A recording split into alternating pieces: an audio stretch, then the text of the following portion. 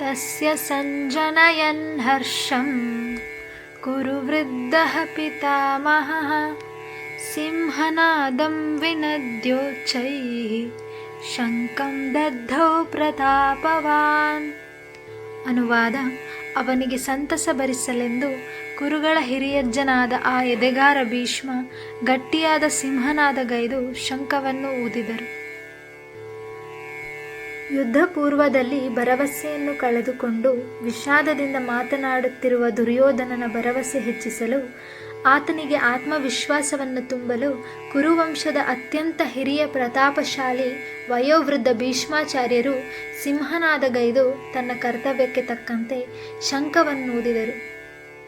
ಶಂಖ ಬಹಳ ದೊಡ್ಡ ದುಷ್ಟ ಸಂಹಾರಕ ಶಕ್ತಿ. ಹಿಂದಿನ ಕಾಲದಲ್ಲಿ ಬೆಳಗ್ಗೆ ಮತ್ತು ಸಂಜೆ ತಪ್ಪದೆ ಮನೆಯ ಮೂಲೆ ಮೂಲೆಯಿಂದ ಅಷ್ಟ ದಿಕ್ಕುಗಳಿಗೂ ಕೇಳುವಂತೆ ಶಂಖನಾದ ಮಾಡುತ್ತಿದ್ದರು. ಇದಕ್ಕೆ ಕಾರಣ ಶಂಖನಾದದಲ್ಲಿರುವ ದುಷ್ಟಶಕ್ತಿಯ ಎದೆಯೊಡೆಯುವ ಶಕ್ತಿ. ಶಂಖದ ನಾದ ಎಲ್ಲಿಯವರೆಗೂ ಕೇಳಿಸುತ್ತದೋ ಅಲ್ಲಿಯ ತನಕ ಯಾವ ದುಷ್ಟಶಕ್ತಿಗಳು ಸುಳಿಯಲಾರವು.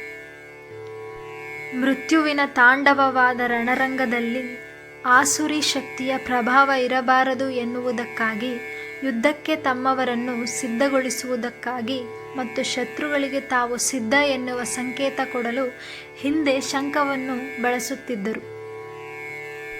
ಇಲ್ಲಿ ಭೀಷ್ಮಾಚಾರ್ಯರು ಶಂಖನಾದದಿಂದ ತಮ್ಮ ಸಿದ್ಧತೆಯ ಸಂಕೇತವನ್ನು ಕೌರವ ಸೈನ್ಯಕ್ಕೂ ಹಾಗೂ ಪಾಂಡವ ಸೈನ್ಯಕ್ಕೂ ರವಾನಿಸುತ್ತಾರೆ.